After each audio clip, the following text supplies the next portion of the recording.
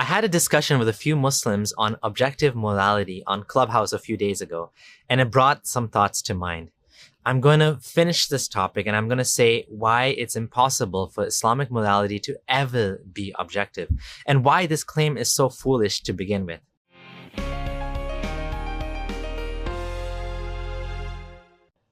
I'm your friendly ex-Muslim. I create content on the topic of Islam and the harms of this system on the world.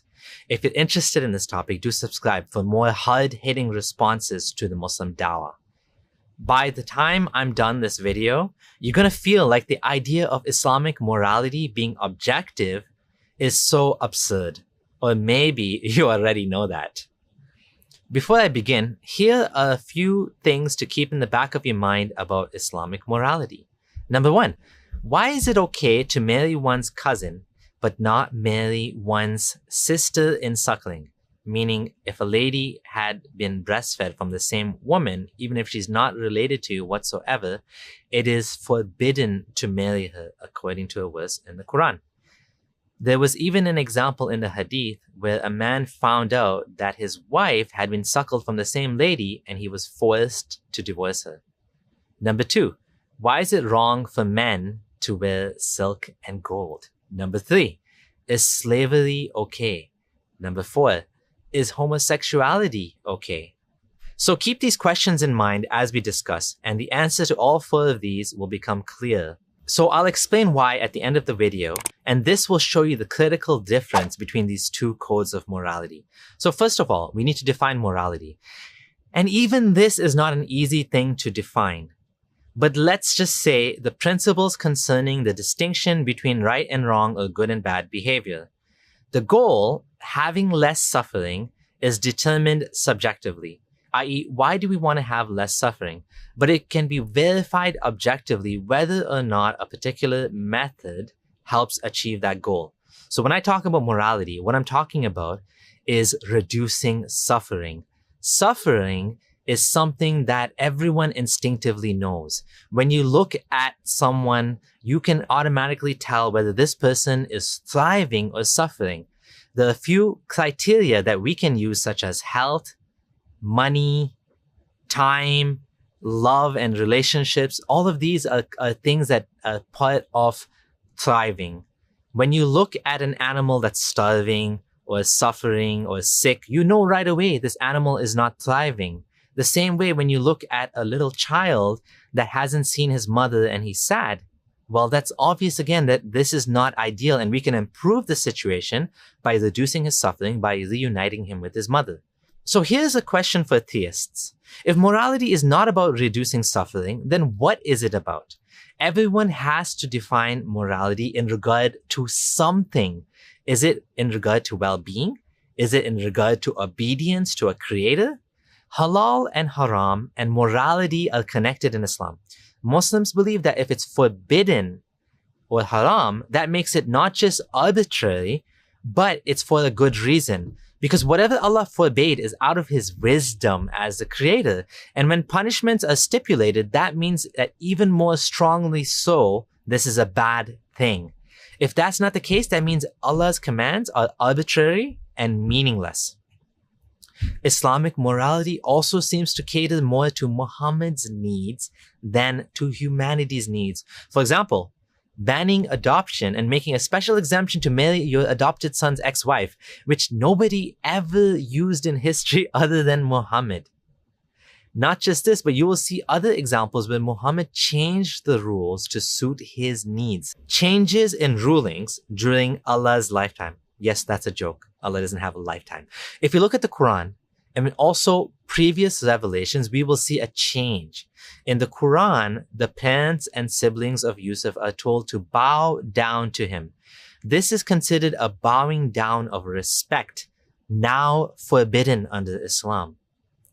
Other things that were forbidden for previous nations, like the Jews' kosher laws. There are other examples of things that other religions do that are not allowed in Islam. For example, Jews are allowed to drink kosher wine. I was really surprised to find this because I thought that obviously Jews and Christians must all be forbidden alcohol because Islam is just continuing the same religion. But it's not like that. If you ask Muslims, they'll say, well, they probably corrupted the religion. So let's look at examples where even in the Quran, we can see that Allah actually agreed with these laws and then changed them. Allah cursed the Jews on the Sabbath for fishing. But now he doesn't care about the Sabbath. Isn't that interesting? Is this objective? Is it objectively bad to work on the Sabbath? Or was he just doing this for one particular group of people? And if so, why would he do that? Why would he curse people for doing something which apparently doesn't have any harm behind it, working on a Saturday? Now apparently it's fine. You can work whenever you want. The Prophet said, I have been given 5 things which were not given to anyone else before me. Number 1, Allah made me victorious by fear for a distance of 1 month's journey. Number 2, the earth has been made for me and my followers a place for praying and a thing to perform tayammum. Therefore, any one of my followers can pray wherever the time of prayer is due. So this is something different, he's saying, that wasn't existing for previous nations. You can take some dirt and you can wash yourself or wipe yourself. And this wasn't available for other nations, he's saying. The booty, the royal booty, has been made lawful for me, yet it was not lawful for anyone else before me. So Muhammad is saying Allah made it halal to take the booty of war, which includes women and children as slaves, and also includes armor and weapons and wealth and date palms and land and all of that stuff that you get as the spoils of war. That is all halal for the Muslim nation, and it wasn't halal for anyone else. That's interesting. Again, we see a change in Allah's behavior, supposedly. Now, of course, Christians would disagree and say Allah is not the same God, so obviously he didn't change his mind. This is just Muhammad inventing stuff. But I would ask Muslims, why did Allah change his mind so often? Let's look at changes in rulings even during Muhammad's life now. Ali bin Abi Talib reported that Allah's messenger forbade on the day of Khaybar temporary marriage, muta, with women and eating the flesh of domestic donkeys. So forget the donkeys thing. Let's look at the muta. According to this hadith, temporary marriage was now forbidden. Yet to this day, Shia still believe it's permitted, and they quote certain ayah of the Quran in regard to this opinion. Regardless of the fact that these two sects, both Muslim, both reading the same holy book, differ on whether it's okay or not, the issue is that now one of the two consider it forbidden and the other one consider it's lawful. So to the Sunnis that consider it forbidden, again, Allah changed his mind? Here's another example. It says in Quran 2:187, it is made lawful for you to have sexual relations with your wives on the night of the fasts. They are a cover for you and you are the same for them. Allah knows that you used to deceive yourself, so he turned to you and forgave you. So now have sexual relations with them and seek that which Allah has ordained for you, and so on and so forth. So what happened here is that it was originally forbidden to have sex during Ramadan at all. Even when the fast was over in the evening, you weren't allowed to sleep with your wife. But then some Muslims couldn't help themselves and they told Muhammad what happened. Then the rule changed. So Allah didn't realize that the Muslims were going to have a hard time not having sex at night during the month of Ramadan? Or to be a bit more charitable, he knew they would mess up and purposely let them fail anyway and then changed it after? It's getting pretty hard to get out of this looking all too human and man-made. How would you explain this as objective morality? How could this go from sinful to not sinful overnight? Literally overnight. Now, let's look at another major issue.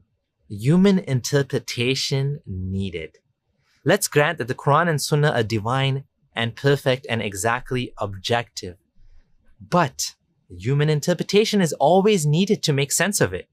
What was meant by these words? What was the context? Is it universal or specific? Did it apply just to Muhammad? Or is it forever?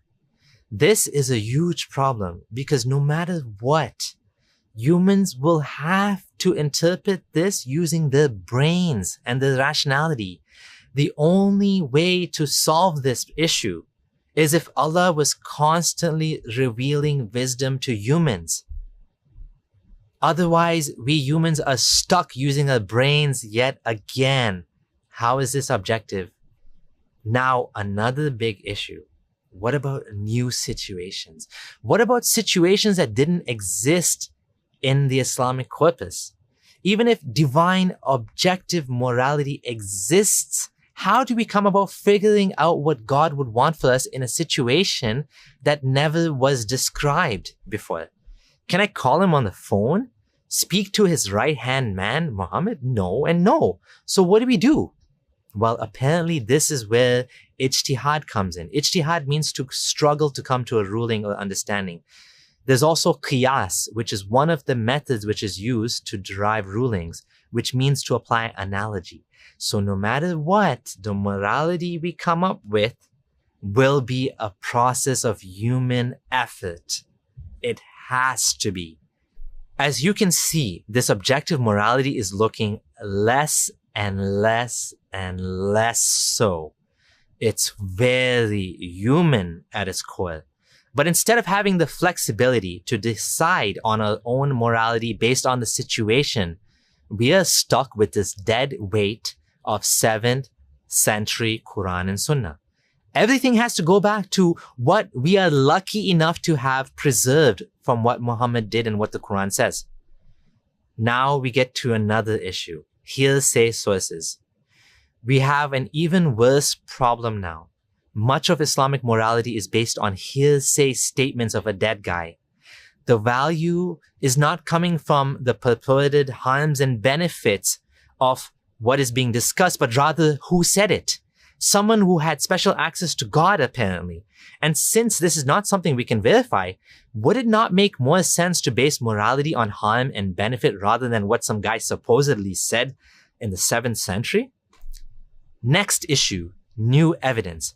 And what if he discovers something later on that contradicts what we understood about the world, such as beating children harms their well-being, or that cousin marriage has been the cause of much suffering of children in the world today, or that beating your wife is not okay? Well, with secular morality, it's simple. We adapt. With Islamic morality, you're stuck. You see, this can never work. Having a fixed book of 6,236 verses, all of them revealed during the 7th century in Arabia, there's no possible way this can ever work universally and forever. So now, let's talk about the alternative, secular morality. Morality is only objective to the extent that it is an enduring part of humanity as a species, and it is essentially biologically driven. A funny example is a study done by Franz de Waal on 2 chimps where they were paid, i.e. rewarded, fairly for the same task, and they were okay with it. But when one of the 2 monkeys was paid a delicious sweet grape, and the other one a boiling cucumber, the monkey that got the cucumber got mad and threw it at the researcher. He would rather have nothing than get paid unfairly. And this makes sense. If you want to understand how this evolved, read the book The Selfish Gene by Richard Dawkins. He takes this complicated issue and explains how and why this makes the most sense. In a nutshell, if we didn't evolve to want justice, we would not have survived to this point. Morality then objectively exists as a feature of human society, but is subjective to the extent that it evolves and is refined as cultures move through time and encounter more situations that test different moral scenarios.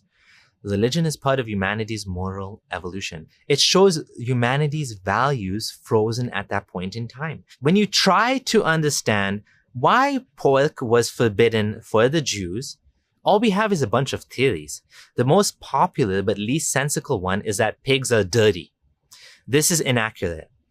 Realistically, all animals have risks. All animals eat a bit of nasty things, but that doesn't actually affect the flesh. As long as you cook it properly, eating meat can be safe no matter what meat you eat. One academic theory is that chicken was more practical in the Middle East since it not only gives meat, but eggs too, and it requires far less water per pound of meat. Pork, on the other hand, requires much more water and is less practical. So someone banned it and it became codified into law. It makes zero sense today to ban pork, but to eat chicken, cow, beef, camel, and donkey and everything else, but not pork. They all have different risk factors for safety and health, but none is objectively worse than the other. It's not sinful in any way to eat one animal but not the other. That's just silly. Muslims will say pork is inherently harmful. It's bad. It's dangerous. But do people that eat pork live shorter lives than beef eaters? Can we look at Muslim countries and say, oh, look, they all live an average of 10 years longer because none of them eat pork? No, that's silly. It depends what part of the animal you eat and if your macronutrients are balanced and how you cook it and so forth. Bacon, one of the most delicious parts, is incredibly fatty and unhealthy. But some part of the pigs are high in protein and good for you. Personally, I'm looking forward to a post-meat world where we have lab-grown options without the inbuilt suffering inherent to farming animals. Most post-religious secular societies, such as Scandinavia, have a functioning moral code, and not these collective nihilistic dystopian societies as some religious people would claim, and are some of the most happiest countries on earth despite being irreligious. Having God as the source of morality is basically used to add weight and legitimacy to answers to moral questions. Yet even with that, God still gives plenty of space for theists to use their own subjective intellect to come up with moral solutions to problems. So even theists have to admit that for those questions not answered by God and religion, a form of subjective morality exists, as we have already discussed. Secular morality essentially replaces God with the collective wisdom, intelligence, and traditions of human society as the definer of morality, which are shared and validated by its members. Is this an absolute, morally definitive as a deity that has already decided every moral answer? No, but it's still pretty persuasive, practical, and functional based on just how human beings operate. In fact, much of the so-called Islamic behavior in a Muslim society is based on the influence of social wisdom rather than direct appeals to God's moral authority. Secular morality doesn't claim to have all the answers, but its very nature is adaptive and responsive as compared to frozen moral codes. And it's funny, isn't it? The religious belief without the books filled with murder, rape, and pillage, we'd all become murderous, raping pillagers. Now, to end off, let's get back to Islam and I'll explain the 3 examples I brought up at the beginning. Marrying one's cousin becomes harmful if done repeatedly from generation to generation. This is something that can be considered unethical or immoral if you do it fully knowing the harm that can come to your children that are born from this. Yet this is perfectly halal. There's nothing wrong with men wearing silk or gold. There's literally no harm whatsoever. Yet it's haram. Slavery is not okay, because owning people is not okay, and that takes away from their well-being. And homosexuality is okay. It's a personal affair and does not harm others. So why would it be immoral? And lastly, here's a funny way you can take the wind out of the sails of objective morality.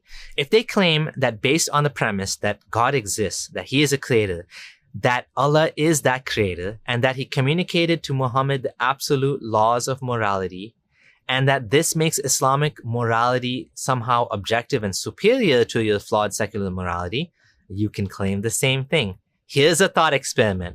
Flying spaghetti monster is my Lord. He created the universe, and he revealed a personal law code to me, the very same law code that I call humanism. It's now objective. Checkmate, Muslims. You see, it's silly to make such a claim, isn't it? Yet this is the very same claim that theists make. Simple and straightforward secular morality is the way to go. Do you have any examples of Islamic morality that really make you cringe?